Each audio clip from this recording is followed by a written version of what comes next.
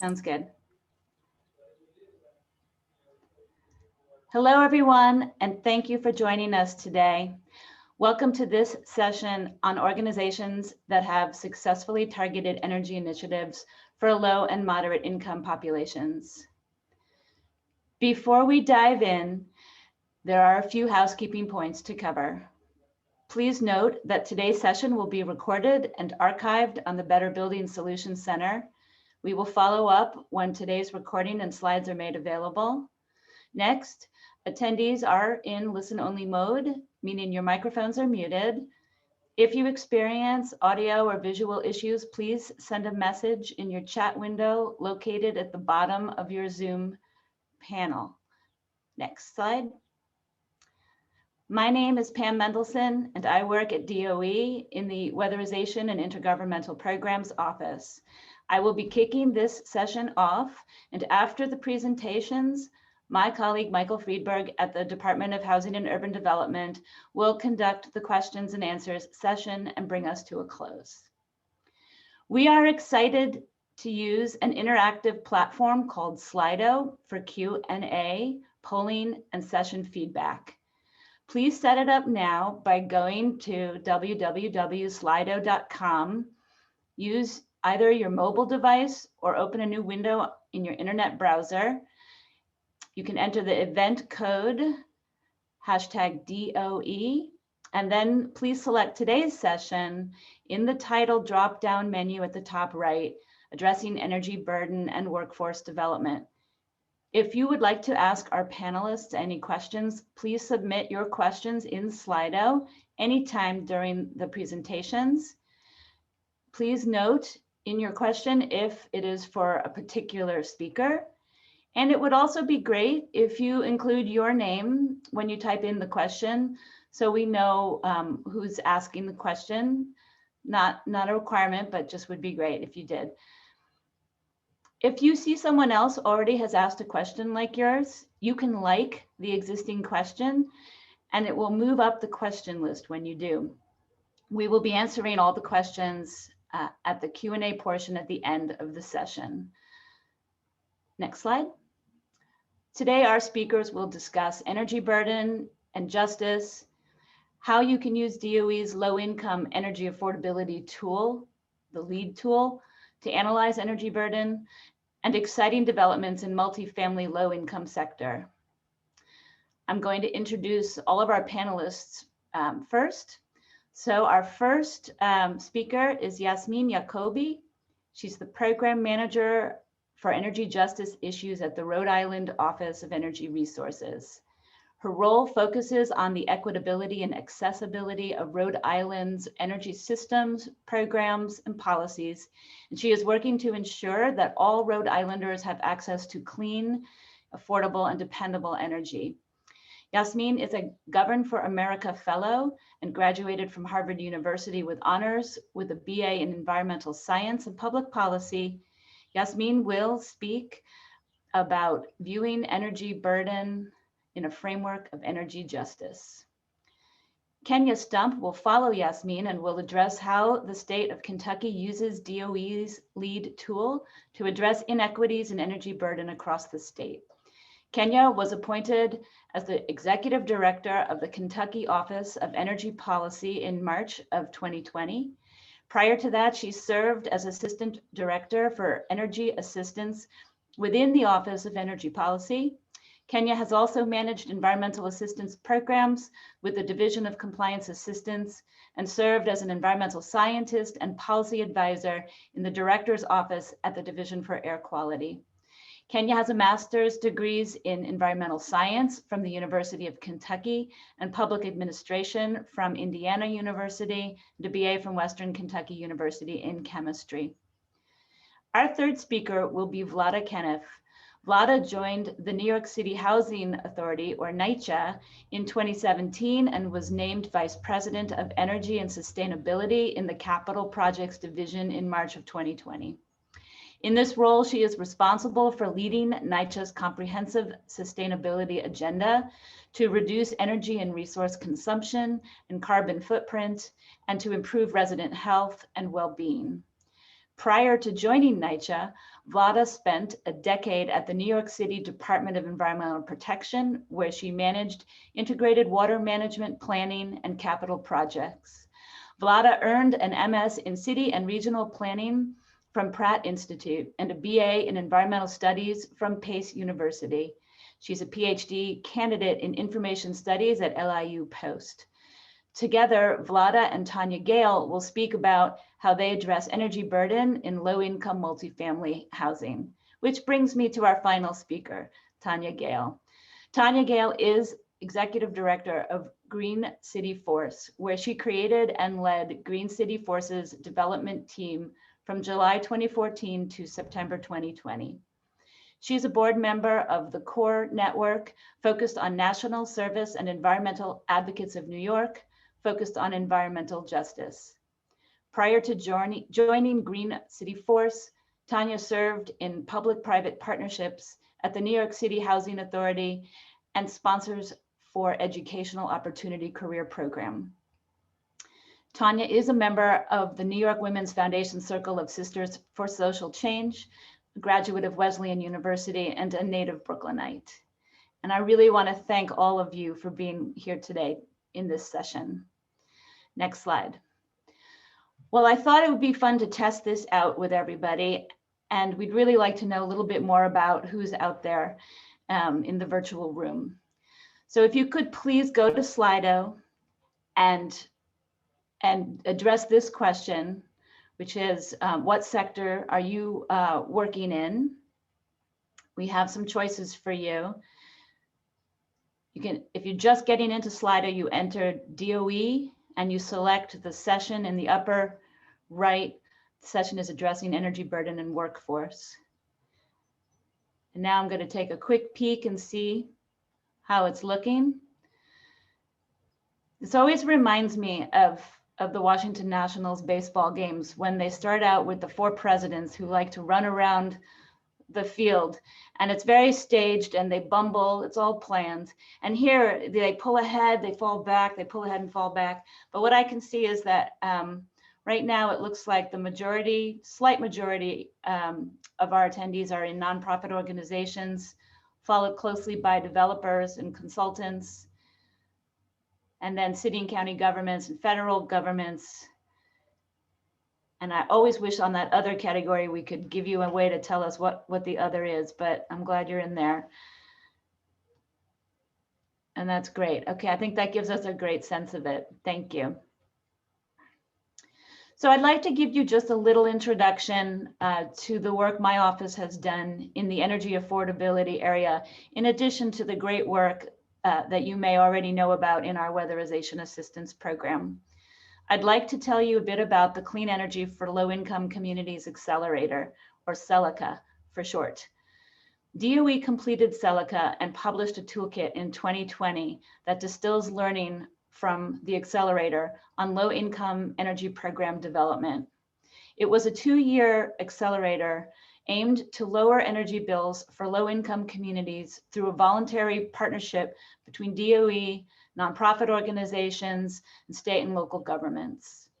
The goal was to better understand and address low-income energy challenges and to demonstrate a wide range of locally designed energy efficiency and distributed renewable energy solutions. Partners committed $335 million to help 155,000 low-income households access energy efficiency and renewable energy benefits. DOE collected resources and lessons learned and made the CELICA toolkit online. In addition to the toolkit, DOE developed the Low-Income Energy Affordability Data Tool, or the LEAD tool, during CELICA. And you can see on the screen here a screenshot of the landing page for our toolkit. I encourage you to visit and read through some of the issue briefs and case studies that we made. Our LEAD tool really helped us understand energy burden. Using data from the US Census American Community Surveys, we can look at income, a variety of housing information, and energy expenditures. The tool shows that the national energy burden for low-income households is 8.6%, which is 3 times higher than the 3% energy burden for non-low-income households. In some areas, depending on location and income, energy burden can be as high as 30%. Of all US households, 44%, or about 50 million, are defined as low income. Through our work, we saw that low-income households face disproportionately higher energy burden. We define energy burden as the percentage of gross household income spent on energy costs. If you want to see any of this in more detail, I encourage you to look at the Low-Income Energy Solutions page of DOE's State and Local Solutions Center. Okay, next slide, please. So with that, I turn to our first speaker, Yasmine Jakobi from the Rhode Island Office of Energy Resources. Good afternoon, everybody. Thanks so much for having me here. I'm excited to be here. Apologize for any sniffling. I'm battling a bit of a cold. So we'll dive right in. And if you see me glancing up, it's because I have a second monitor. The Office of Energy Resources, just to give a brief introduction, is the lead state agency on energy policy and programs for Rhode Island. Our mission is to lead the state towards a clean, affordable, reliable, and equitable energy future. And OER develops policies and programs that respond to the state's evolving energy needs while advancing environmental sustainability, energy security, and a vibrant, clean energy economy. So we're going to just dive right into kind of the meat and potatoes here with this first slide that's already up. What is environmental injustice? I want to do just a little bit of level setting with you all to talk about these terms, make sure that we have common language, and then dive into what energy justice looks like in Rhode Island. So environmental injustice is the unequal and disproportionate distribution of environmental harms from climate change, from pollution, from mitigation measures, et cetera, in marginalized communities. And generally, the way that this looks is that people of color and low-income folks who have contributed the least to the climate crisis are disproportionately burdened by pollution and degradation. Next slide, please. So just like environmental justice says that everyone has the right to be protected from environmental pollution and the right to live in a healthy and clean environment, energy justice says that people should all have access to clean, affordable, and reliable energy. And that is OER's mission statement. But to clarify here, energy justice is not a new field, but it is a fast-growing one. And this is just one definition. Definitions often vary by community, and they depend on the type of injustice the community has faced. But the key tenets are the same, and those tenets are distributional justice of kind of where costs and benefits are being distributed, procedural justice of who is participating in these efforts and whose voice is heard, and recognition justice of recognizing past harms of the energy system. Next slide, please. And because these definitions vary, I want to make sure that we just take a moment here to talk about the difference between equality and equity. Equality is often used to mean giving people the same resources, regardless of their situation. So that's the picture here on the left. And meanwhile, equity is about ensuring that everybody has what they need in order to succeed. This means that we might be expending more efforts on some communities than others to ensure they too end up with fair opportunities for a healthy life. And the reason that I like this graphic specifically is because it shows that the problem is not with the individual or with the community. The problem is really with institutions and systems. And so what I want to point out here is that the ground is sloped and the fence is sloped as well. And what this shows here is that the fence is institutional discrimination.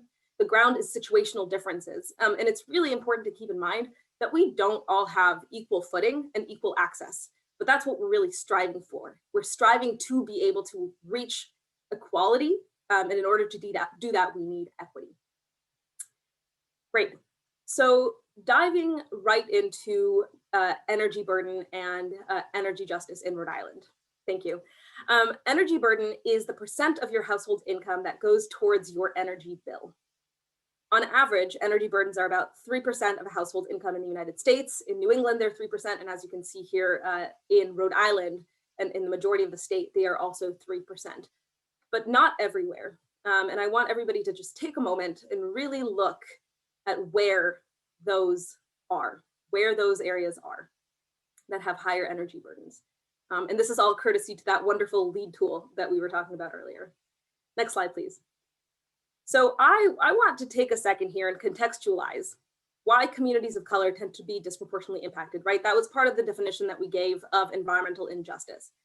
It's really crucial to recognize that none of this is coincidental. No amount of burden or injustice is coincidental. This history goes all the way back to race-based slavery, which Rhode Island was heavily involved in. And I'm going to give you a bit of a history lesson here.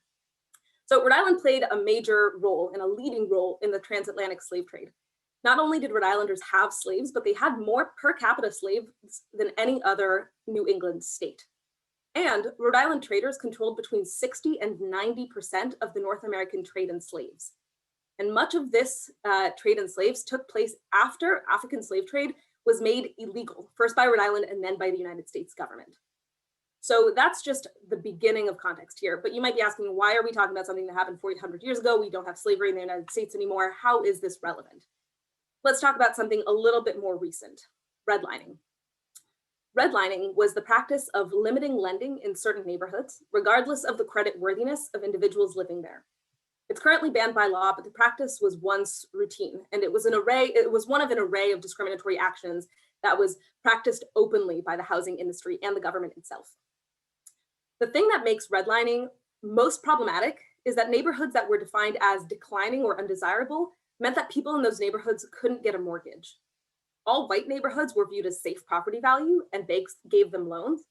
And communities of color were deemed as declining or undesirable or even hazardous. Now, home ownership is one of the most important and successful ways to entrench people in the middle class.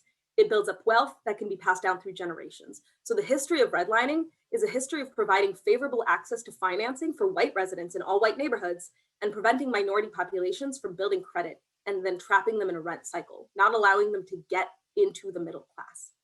So while slavery might feel like a thing of the past, redlining is a very tangible thing that started happening in the 1930s, 1934 to be specific, and continued until 1968 when it was banned with the Fair Housing Act.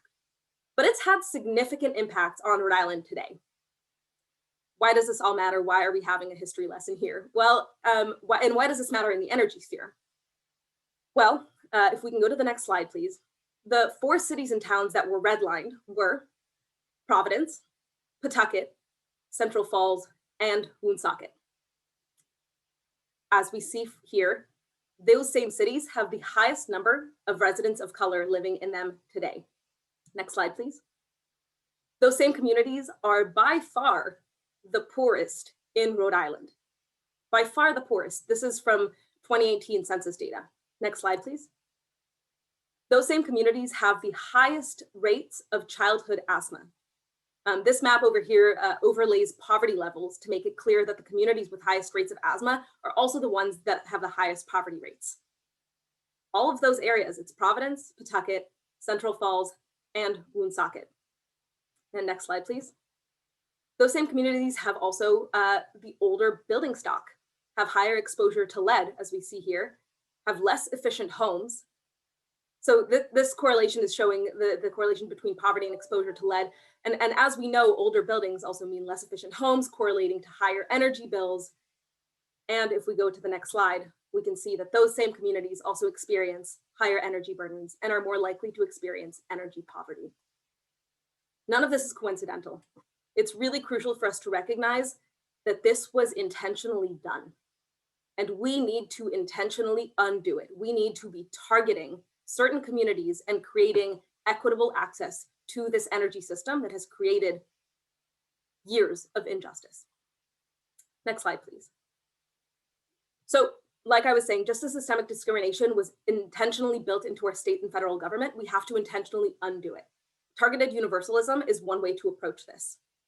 So I'll start with an example that's up here on the screen of targeted universalism in action. This is an example that the city of Providence uses frequently, and I'm shamelessly borrowing here. So what the example on the screen here is the tool on the left, excuse me, was designed by OXO, which is one of the most popular brands of kitchen appliances out there. What you might not know was that OXO was founded by a chef whose wife had arthritis.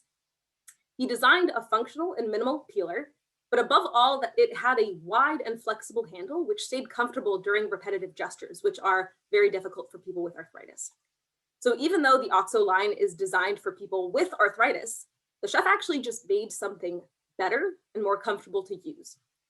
That is the concept of targeted universalism. It's creating universal goals and solving them with a targeted approach. When we talk about targeted universalism, we're talking about ensuring that the most marginalized groups have access to the programs and policies we're trying to create.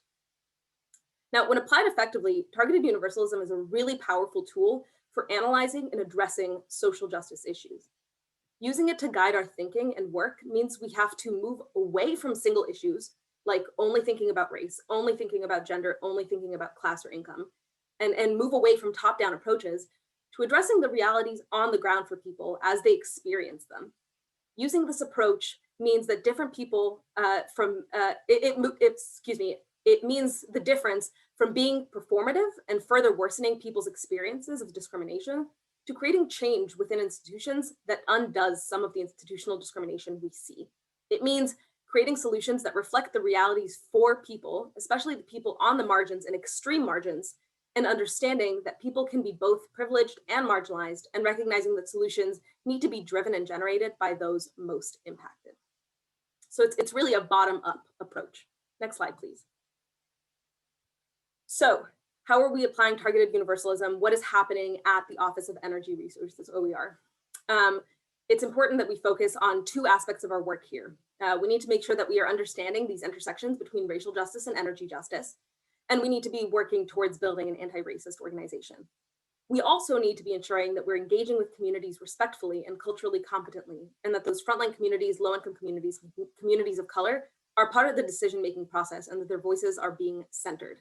So those are kind of the two aspects. I've been working internally with folks in my office to kind of understand those intersections, how racial justice, social justice, and energy justice all intersect, and why it's important for us to be looking at it with that lens and centering equity.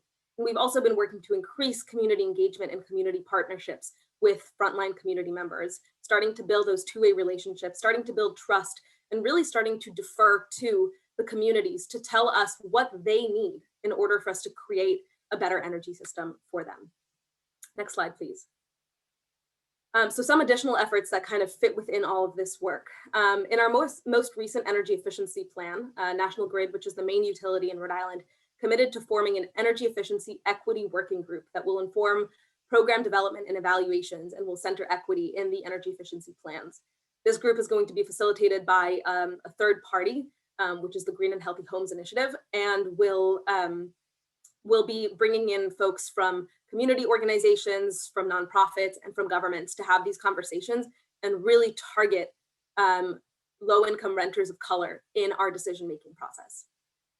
And lastly, OER, along with the Brattle Group, our consultant, conducted a study for achieving 100% renewable electricity by 2030, as dictated by former Governor Raimondo's Executive Order 20-01. And in creating our recommendations, we made policy recommendations, planning and enabling recommendations, and equity recommendations. And these equity recommendations outlined the importance of partnering with community organizations and working with those most impacted to create a just and clean energy transition. And so all of these efforts really center the voices of frontline communities in our work in the future.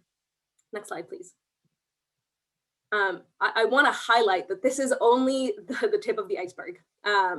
On top of all of this existing work, we need to thoroughly analyze our current and past programs and policies through an equity lens.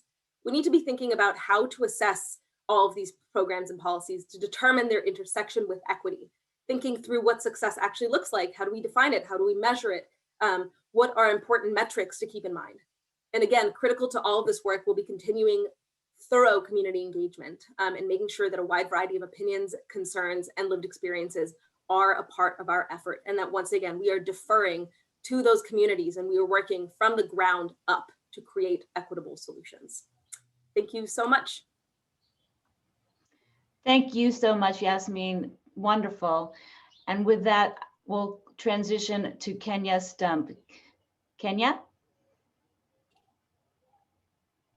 Yes, thank you, Pam. And what a great presentation from Yasmine to kick us off. I'm here today to speak about Kentucky's use of DOE's lead tool and how we're approaching energy affordability in the state and through our Office of Energy Policy, as well as across state government. Next slide. I am the Executive Director of the Office of Energy Policy. We're located in our Energy and Environment Cabinet, which I do think is a very crucial kind of linkage and unique about us here in Kentucky, in that we see energy and environmental issues as being linked, and so important that we're co-located together. So that we can work, similar to what Yasmine was saying, that we can work across and with our sister agencies. We see them one and the same. Energy affects the environment, environment affects our energy choices. Our office supports the utilization of all of Kentucky's resources for the betterment of the Commonwealth while protecting and improving our environment. A big portion of that is energy affordability and how we approach that here in our state. Next slide. Part of our office goals is we're here to be the customer-driven state energy policy authority, enhance the economic opportunities and benefits to Kentucky citizens, industry. That means workforce, that means economic development and market opportunities. We also have some stewardship. I'd like to give a shout out to DOE. We are funded partially through the state energy program funding. And part of that is how do we leverage that funding by working with partners to create cost-effective and credible energy programs. And part of our programming is very state specific in how do we leverage these funds to increase our work and reach in energy affordability. Also, very central to our goals at the office is energy resilience and security, energy security. And when we look at the definition of security, energy security, we're looking at kind of the uninterrupted supply of energy resources to the Commonwealth that are affordable. And so an element to energy security in our state is the affordability of our energy resources. Next slide. Just like previously, I'd like to just do a little bit of level setting with some definitions. For us, energy affordability, and I believe I took this from one of the national labs, we see that as a quality of an energy system where the cost and the needs of the system are balanced with the ability of users to pay. It's a very kind of scientific, comprehensive definition, but you're really balancing the ability of users to pay with the cost and the needs of the system. And again, like I said, energy security, we see that one way as the uninterrupted availability of energy resources that are affordable. So from that context, energy insecurity does exist within our state, and we often see that that insecurity overlaps with other insecurities, such as food insecurities, housing insecurity. And yet what we have seen is energy insecurity doesn't get as much attention in general, again, even though it's part of the foundation for what we see as individuals throughout society kind of reaching their full potential. And what we've also seen too early on in our discussions around energy affordability is that the lens and the perspective of the stakeholder looking at energy affordability is very specific to that stakeholder. And what do I mean by that? For instance, we've heard a lot about energy burden. That's the lens that I look at energy, or the metric that I look at energy affordability through. We have seen some stakeholders, they look at just the price of the commodity as an indicator of affordability. From a utility or regulatory perspective, sometimes the metric is the cost effectiveness of a program.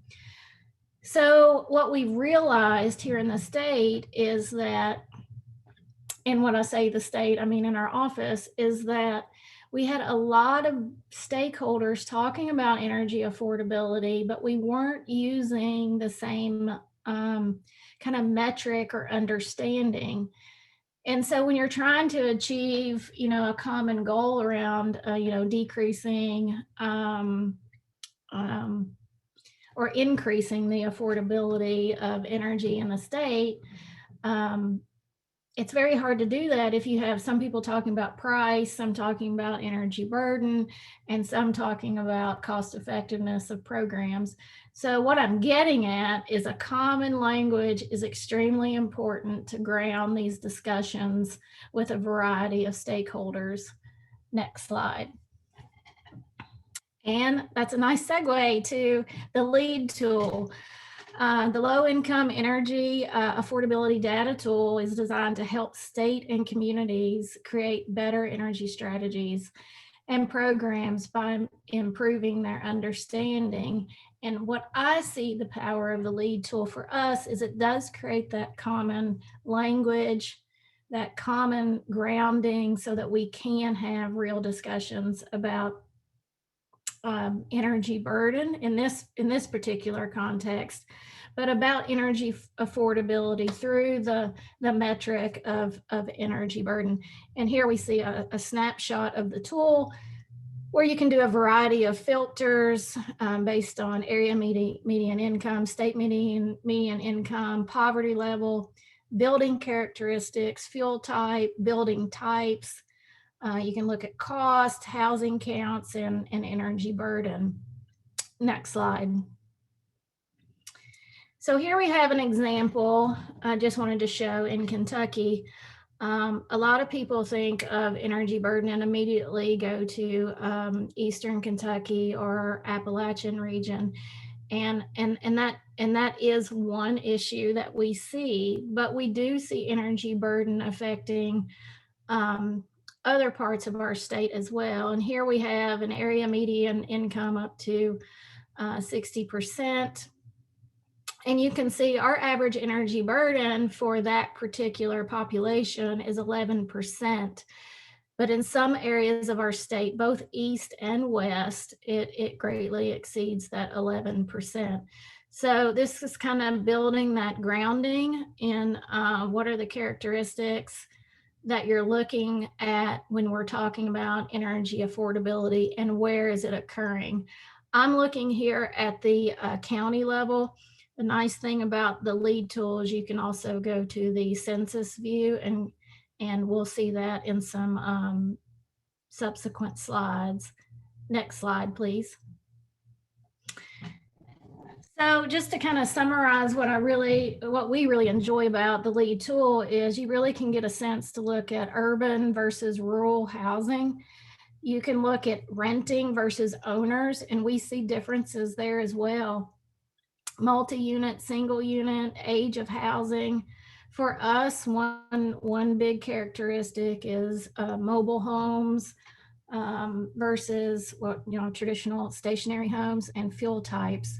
So I kind of had these characteristics as these are the biggest things that can dispel myths and kind of level set and set that foundation with stakeholders. And then that can really help you build a strategy. Well, how are you going to tackle urban versus rural? What about renters and owners? Renters, you may have different stakeholders, single versus multi-housing. And if it's a mobile home issue, then how do you really start tackling that within your programming? Next slide. Here's an example of the urban and rural. This is Jefferson County. And again, I'm still at the AMI up to 60%. And we've kind of zoomed in to the census level.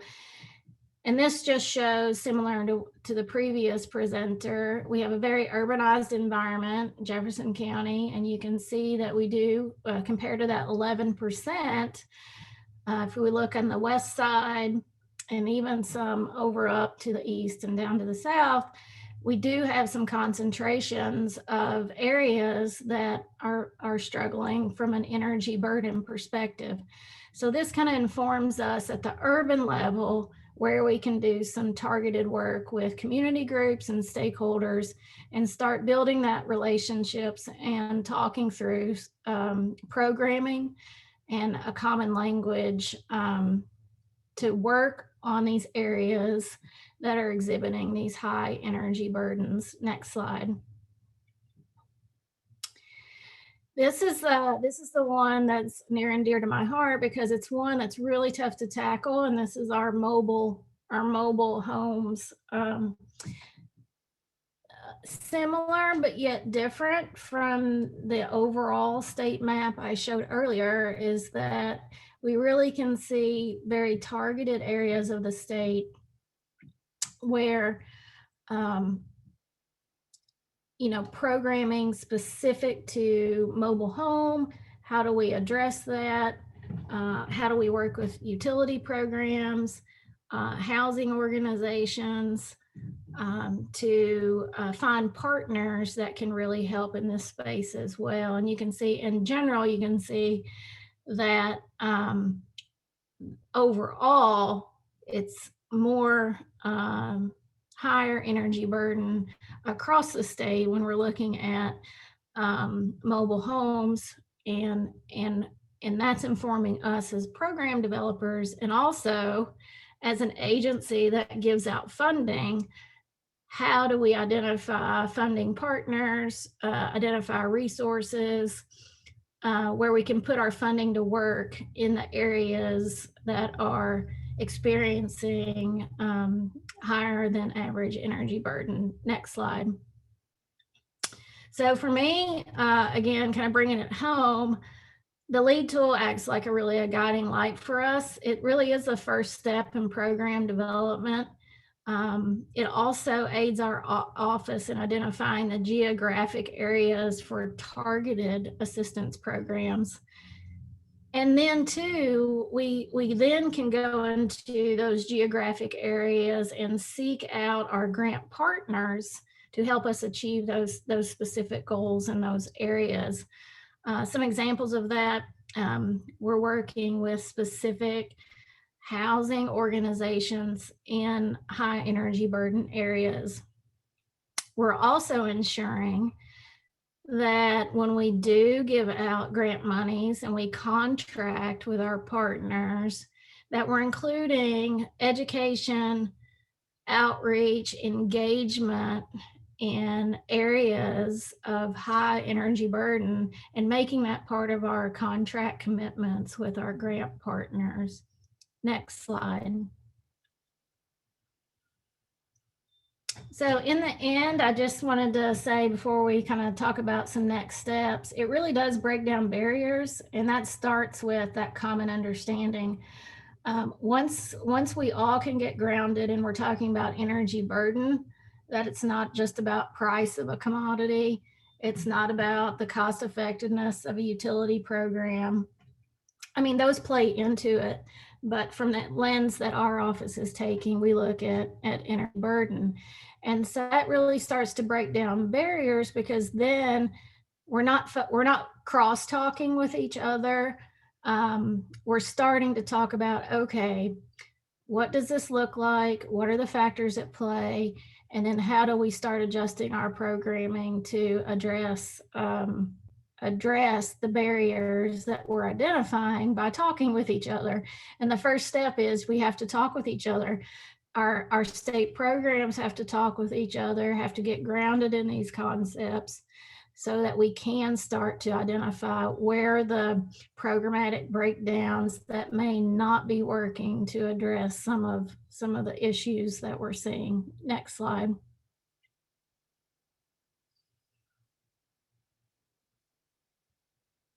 Little bit of delay.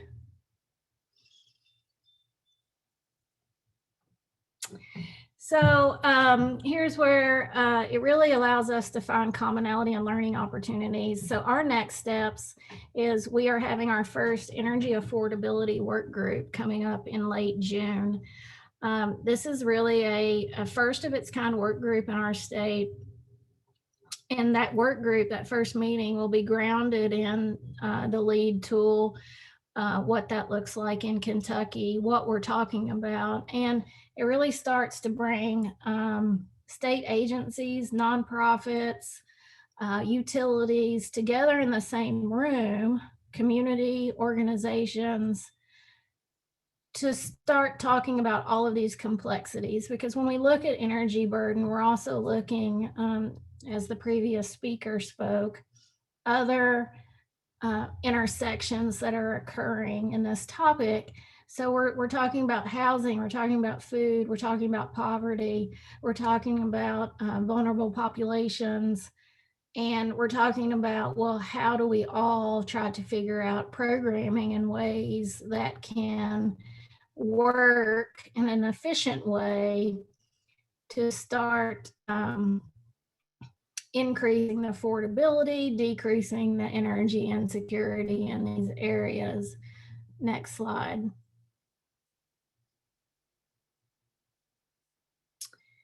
While the slide's transitioning, I will say our work is part of our cabinet's energy and environmental justice framework that we're implementing here in the Energy and Environment Cabinet.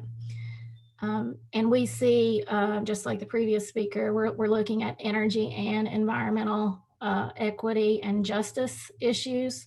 We're taking that lens into all of our programming, including that here at the Energy Office in Kentucky. But kind of circling back to the LEAD tool, I really love this quote. I'm a GIS nerd. I love GIS. And so knowing where things are and why is essential to irrational decision making.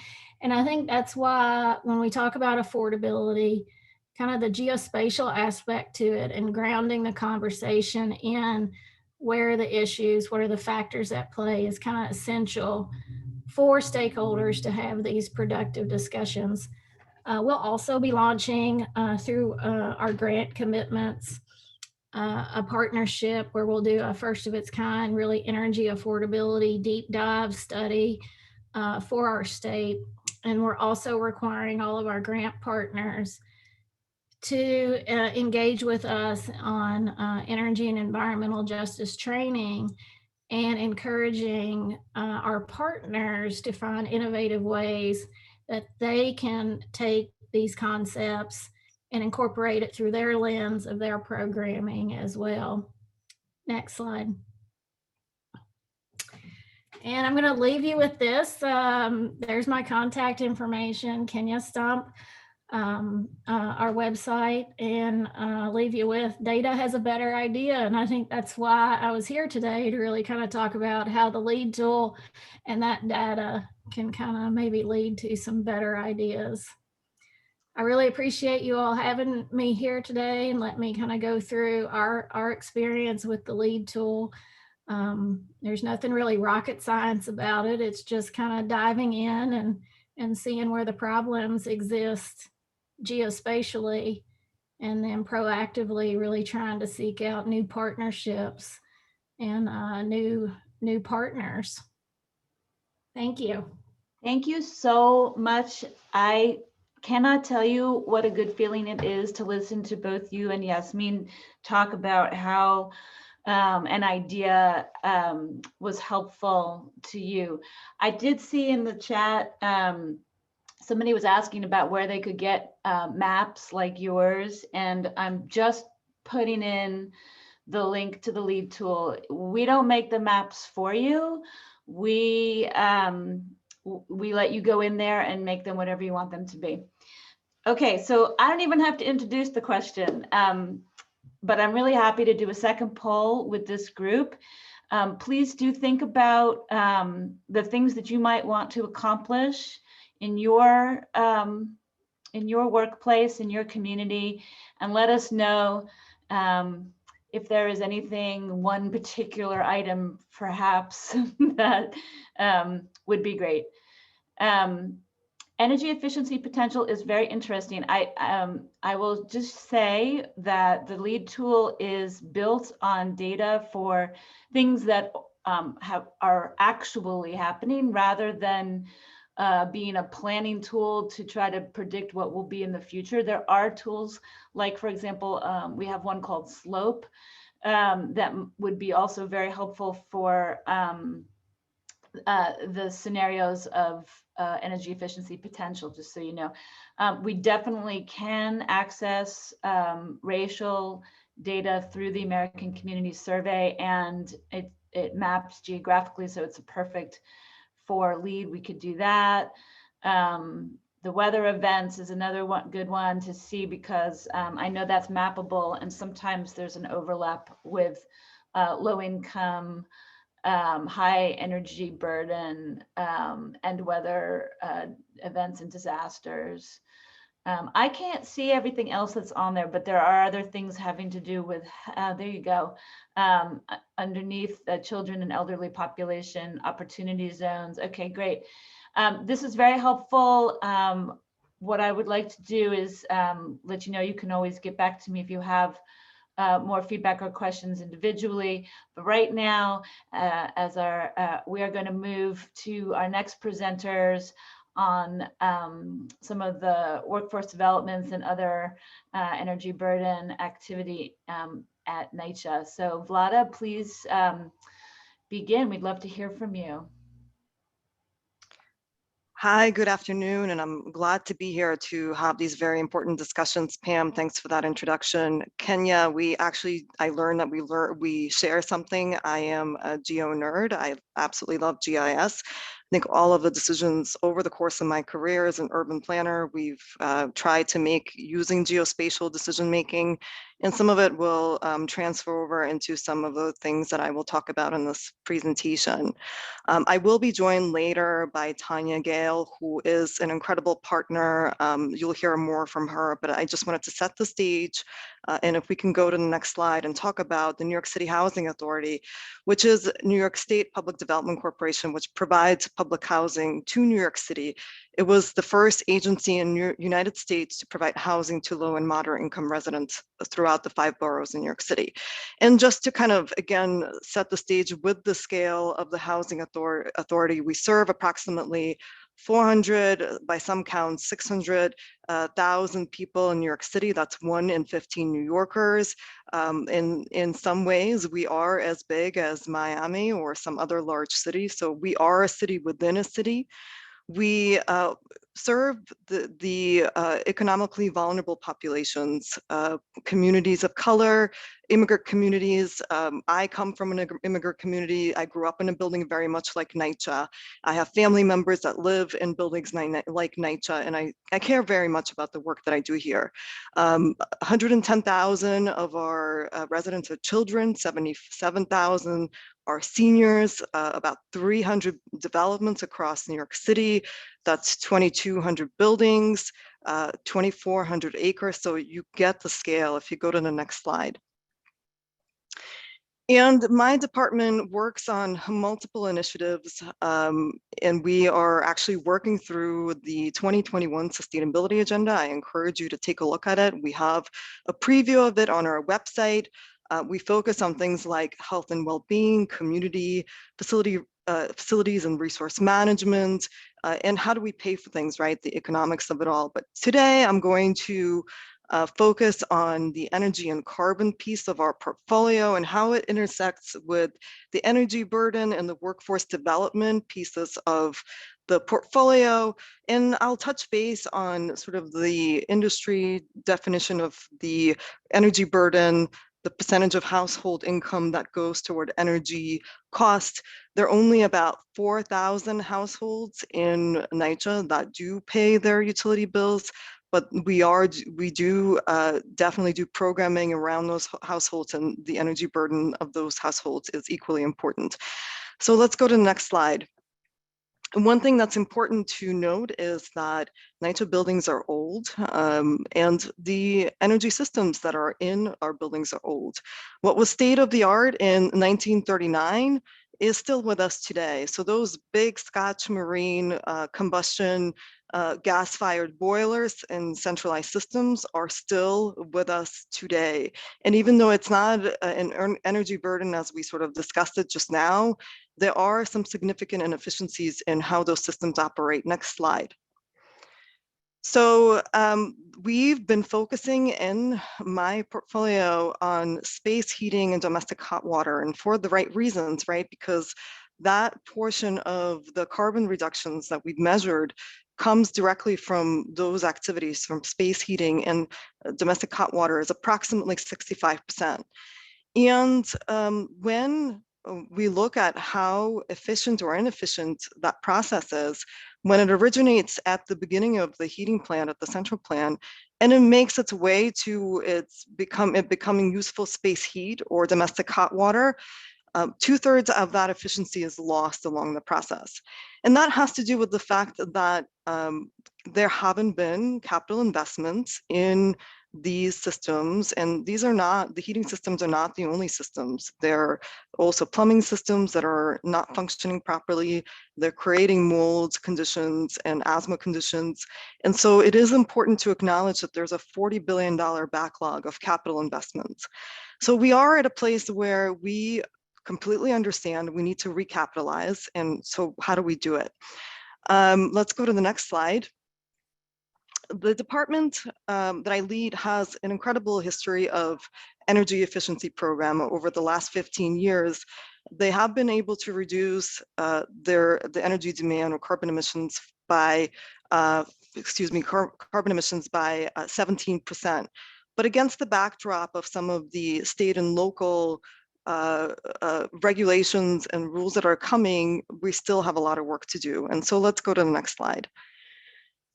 In the past, the funding that has come in, the small amounts of funding, has been focused on in-kind replacement. The Capital Projects Division, the CPD, as you see the acronym there, has focused on replacements in kind, replacements of the boilers. We've gotten better during the post-Superstorm Sandy and have brought some of these boilers above grade. We now have some additional funding where we're doing decoupling of heat and hot water to gain efficiencies there. And we're also doing temperature controls in the energy performance contracts. But really, we need to get to hydronic systems and electrification in the future. And I'll talk more about that. Next slide. So we've been focused on sort of traditional methods of energy retrofits, and we've been financing our projects through energy performance contracts. We currently have $310 million at 72 developments that have focused primarily on lighting retrofits, apartment sensors, and building management systems. You see a picture of our colleagues there at Green City Force, and you'll hear more from Tonya. This has been an important focus of ours in partnerships with community-based organizations like City Force, Green City Force, and doing education around these new systems like the apartment temperature controls and building management systems. We've also been able to sort of stretch the dollar to do some of the higher cost items like boiler replacements and ventilation at a few of our developments. Next slide. But the future is changing. And so at the New York State level, we have the Climate Act that set targets to reduce carbon emissions by 85% by 2050 and produce zero emission electricity by 2040. At the same time, at the local level, we have the Local Law 97 that has introduced aggressive schedule of carbon reductions from buildings. And NYCHA has to reduce its GHGs by 40% by 2030 and 80% by 2050 from the 2005 baseline. And again, the only way we would be able to do it is through electrification and hydronic conversion. So let's go to the next slide. So we have started thinking about how this would happen. We have our new one building where we are planning to do complete electrification. But there are questions that are being raised and are quite acutely are in my mind about, what does it do to the energy burden? How does it change the makeup of how our residents will sort of be responsible for their piece, right? So if we acknowledge the fact that the buildings are at the end of their, or the heating systems are at the end of their useful lives, and we need to make a decision today that will signal electrification, there are things that we'll have to do to the buildings, such as, for example, the things that you see on the right. We are sort of moving or thinking about toward appliance-based solutions, but the majority of the cost is electrical upgrades within the buildings. And so if we're doing that, we also need to think about submetering, because as we move toward electrification and the appliances become more and more efficient, the piece where it was only 21% for resident electric use will become bigger. And so those costs will become bigger for residents that do pay their own utility bills. There are other questions. How do we prepare for this process? How do we train our workforce? Now we're going from boiler maintenance workforce to HVAC workforce, right? So we need to prepare our workforce for that transition, and we need to make sure that that transition is including populations like NYCHA residents. And we are providing the proper training and proper job opportunities for residents to be a part of that just energy transition. Next slide. I'll conclude with the last slide. This one focuses on the community shared solar program. We are very proud of this program. We are doing our part in making the grid cleaner. This is also a part of the federal Renew 300 goal. We've committed to 25 megawatts of renewables at NYCHA properties. Our goal is also to raise revenue for the developments that site the solar through rooftop leases, and that funding goes directly back into the operating fund of those developments, and also enable NYCHA residents who pay their own utility bills to take advantage of discounts and subscribe to community shared solar. So one thing that I see that the bullet point is missing here, but it is the most important one for me, is to train and hire NYCHA residents to again prepare them for the just clean energy transition. Today, we have 5 NYCHA developments that are in progress or have installed solar panels on the rooftops and are ready to serve approximately 500 low and moderate income households in potentially reducing their energy burden upwards of 20%. And these current installations have, we've been able to train and hire 25 NYCHA residents. We have an additional 14 megawatts of solar programs that are unprogrammed. We will be issuing RFPs for that. Actually, I do have to mention that many of the solar apprentices that were hired for the solar program came through the Green City Forest graduate program, and I'll let Tonya, my colleague, talk about that. Thank you. Over to you, Tonya. Thanks, Vlada. Hi, I know we're short on time, so Vlada did a perfect tee up to our organization. So I'm happy to be here to talk about our partnership with NYCHA and the work of Green City Force. Next slide, please.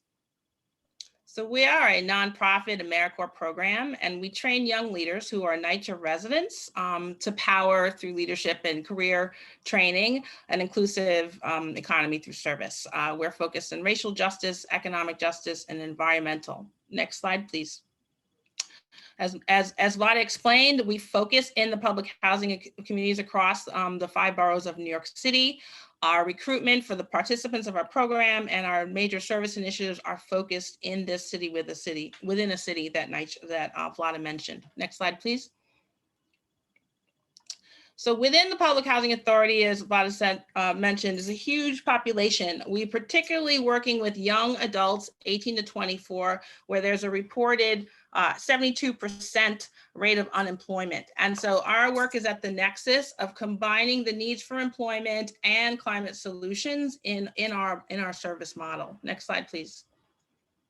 So we're an AmeriCorps program. We deploy young people in national service to engage in large-scale sustainability initiatives within the public housing portfolio while they're building their workforce skills to make them job ready for career paths in energy and others. Next slide, please.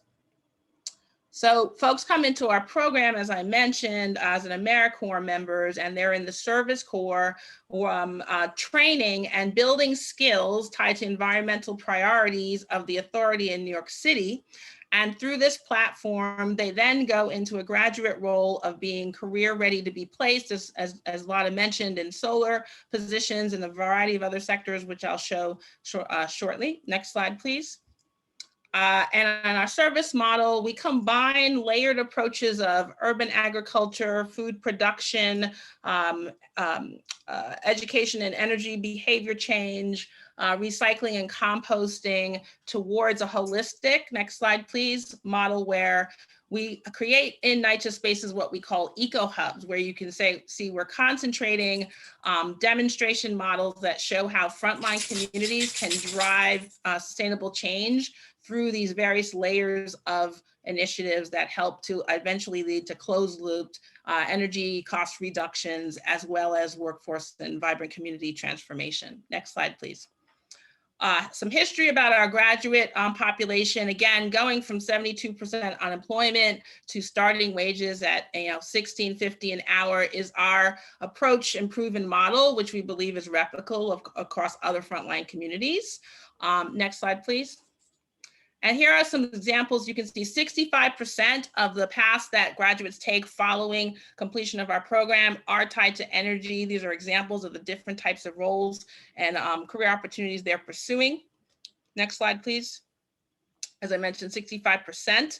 Some examples of job titles that these young people who have come into our program having like no full or clear understanding of energy or these career paths: direct installers, site superintendents, green infrastructure, porters, green building superintendents are emerging fields where we want frontline folks competitive for these opportunities. And our work is about having that opportunity for them to be leaders in the next phase of the green economy. Next slide, please. We work with employer partners across multiple hires for groups like Franklin Energy, property management companies, and we do individual placements depending on need. We do demonstration projects like Vlada mentioned, and solar demonstration projects as well. And so we're always having an eye on like, what are the next career paths and ways that we can train folks to be prepared for the opportunities that are coming based on the growing investments towards these sectors and industries. Next slide, please. As I mentioned, solar and energy, that slide Vlada mentioned, our graduates have been deployed to be part of energy contracts through the NYCHA retrofit. Next slide, please. And these are some examples of the technical skills we provide to our participants so that they have the basic foundation of criteria and credentials that help them build upon that for next level, from pre-apprenticeship to career entry level to more advanced career paths over time, with benefits and advanced career and investment opportunities for them. Next slide, please. We are also part of an Empower program, and so we have various ways we work with our graduates and programs in NYCHA focused, as well as low income housing communities across New York, to really educate others, driven by our population of frontline people of color, largely Black and brown young adults, helping to basically reduce the overall carbon footprint across New York, and as is mentioned through all of the presentations, focused on a priority of the energy burden, specifically disproportionate for frontline communities. Next slide, please. As Vlada mentioned, many of our graduates have been critical to the work of the, through our social enterprise, the retrofits, and it's a next step opportunity for folks to be trained up ideally towards career paths, whether it's in trades or union opportunities or, full level advancement. These are just some of the different ways we continue to build opportunities past the initial service program that they start with us through GCF. Next slide, please. Again, some examples through the social enterprise. Vlada mentioned earlier, we're training our folks in HVAC, urban forestry. They're gaining technical skills while they're building their wage potential. And so it's a really robust and wide-ranging platform for folks to really build a path towards sort of climate solution career tracks, which they, again, otherwise would never have even considered, but through our program get exposure to. And because they're creating change in their own communities, they're also building leadership and momentum towards really motivated collective impact beyond themselves as individuals. Next slide, please. This is a picture of our folks in the energy contracts within NYCHA, some examples of our teams. Next slide, please. Some examples of our graduates. You can see the career paths that they've had, again, and the trainings that they've had to prepare themselves for these next level opportunities. Next slide. This is a young man, Earlton, who was able to get into a union electrician's lane because he had gone through these various steps that we provide and trainings. Next slide, please. Another example, I mentioned Franklin Energy earlier. We're working always with what are the partners that are looking to build their workforce and find ways to get our folks into those communities. Next slide. This young man built upon his experience in the retrofit social enterprise, where he actually ended up getting hired by one of the energy performance contract companies, which was amazing, which significantly increased his annual income. And he's doing really well in that role. Next slide. And so just to summarize, for over 10 years, GCF is working hand in hand with NYCHA, aligned with all the priorities and really being intentional about preparing the people from those communities to be best positioned for leveraging those opportunities for advancement and training. So I'll stop there. I know we're short on time, but thank you. Thank you for joining us. Tonya, thanks so much. Michael Friedberg at HUD is going to facilitate what Q&A we have time for. Thank you, Pam. Thank you to all of the speakers. Just an incredible, both inspirational and educational, and a lot of good information, I guess, from 3 states with real national implications. Rhode Island, Kentucky, New York, really quite extraordinary. We have time for a few questions. I just wanted to, since we ended with Tonya on the workforce front, I just wanted to ask you, Tonya, can you say a little bit more about how you are training your residents? Are you working with community colleges, or are you doing it yourselves? And then secondly, what of these career paths seem to be most promising in the energy space? Is it on the solar front? Is it on the energy audit or building analyst front? Where do you see this going? Sure, thank you. So the young people in our program are coming in with having completed high school. And part of our model is being a disruptor of career to prison pipeline and being an alternative pathway to careers versus traditional college. So through our AmeriCorps program, folks are entitled to some funding that helps them with education, but practically as low-income New Yorkers, they need to work. And so we would love to have partnerships with CUNY and others, and we've explored that, but primarily we do technical training and national service.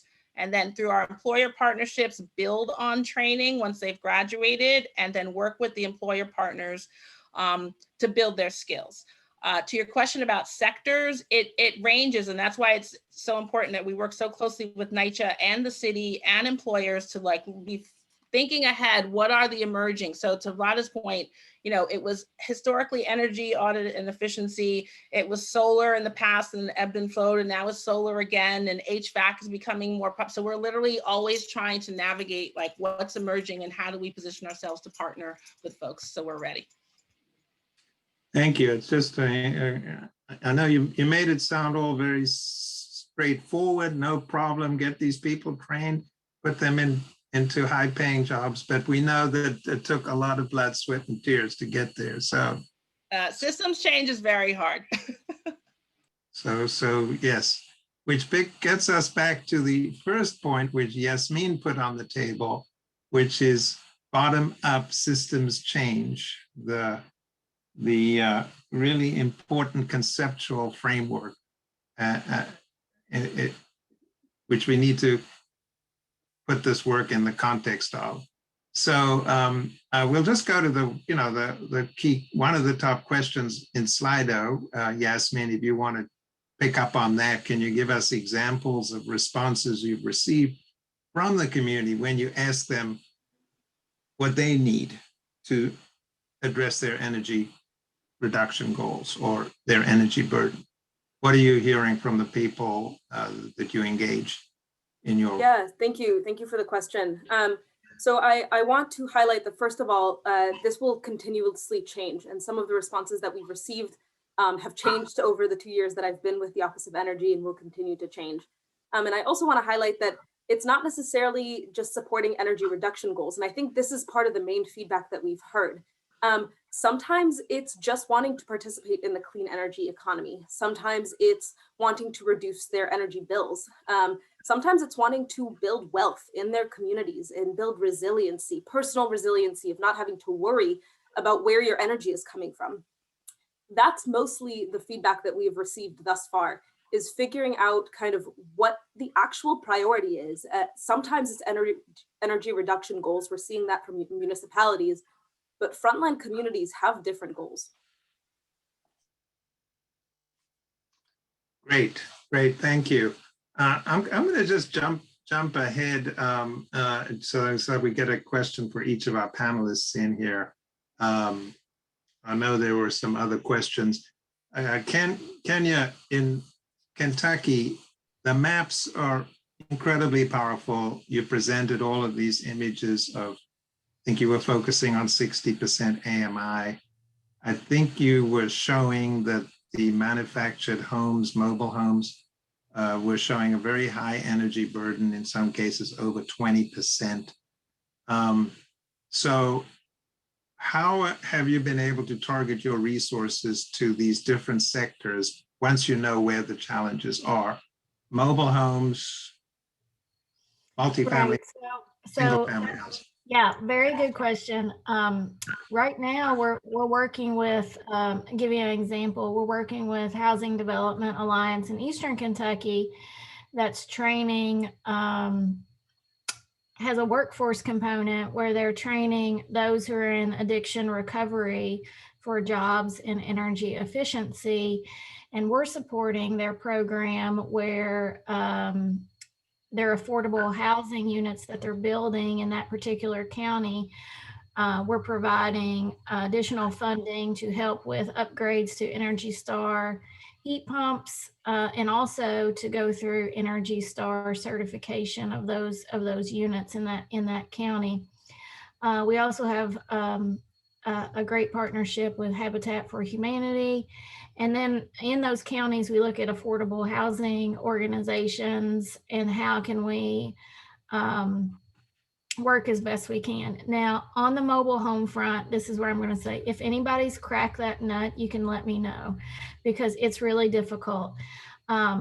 You know, USDA and the new funding that came down in December, CARES Act funding, they had some programs where you could do on-bill financing for replacement of manufactured homes if they could not be upgraded cost effectively. That's a type of program. They use on-bill financing. We're exploring things too, like, is there a possibility of residential PACE financing to tackle some of these? It does come back to some of the energy efficiency standards on some of these and requirements. So we have tried many programs, such as incentives to purchase more energy efficient mobile homes. Some people just don't want to leave their home, or they don't want to trade in their house for another home. So there's a lot of behavior. Anybody that's worked in energy efficiency, you know how hard behavior changes are in this space. So I think mobile homes, manufactured housing, it's going to be a long-term effort with multiple partners because we have some root causes here that we're really trying to unpack. That's great. And I'm over at HUD, and so I'm happy to work with you. And we know that's a tough challenge.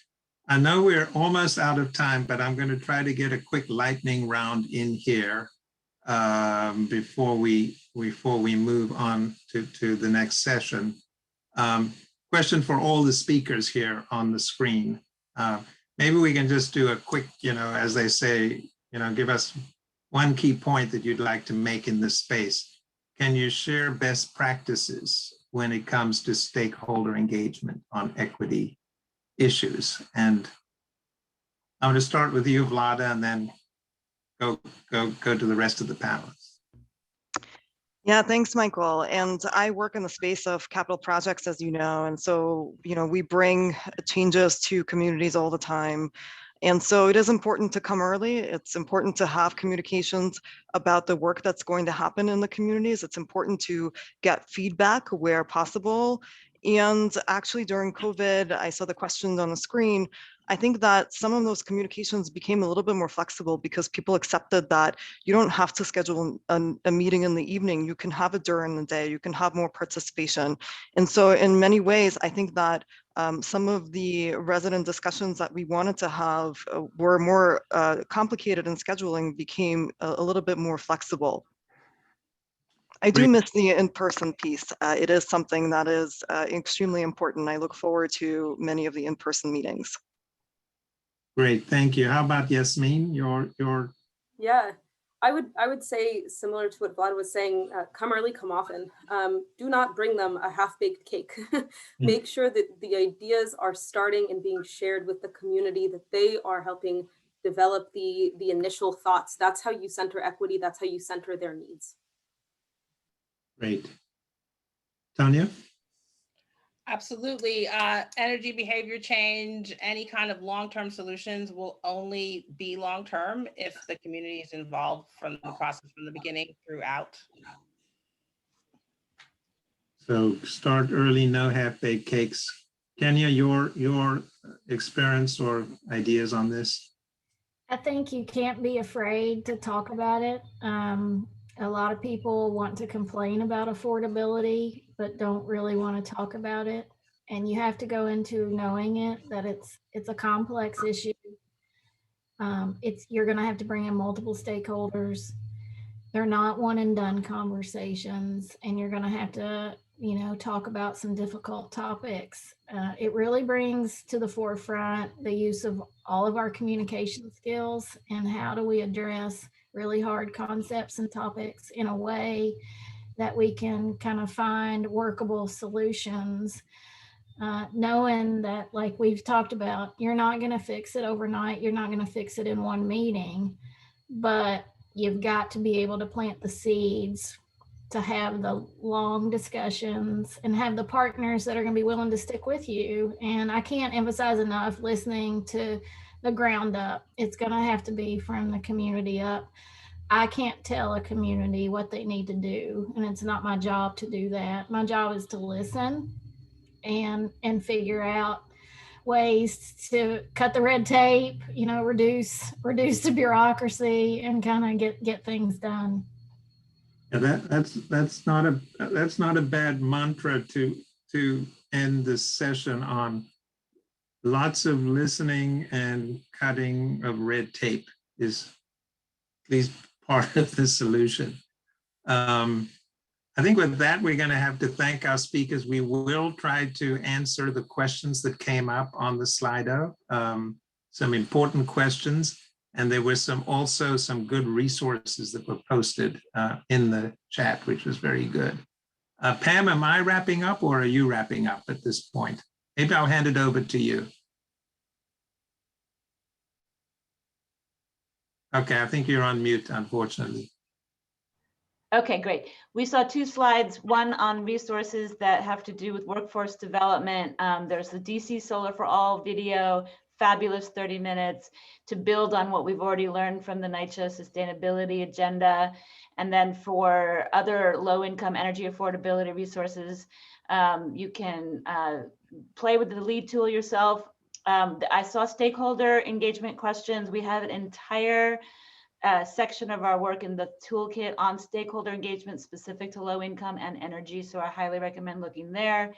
And then the next slide was a webinar series that if you've been to any other session, you've seen these will be fabulous. And we encourage everyone to take a look and learn from them as well.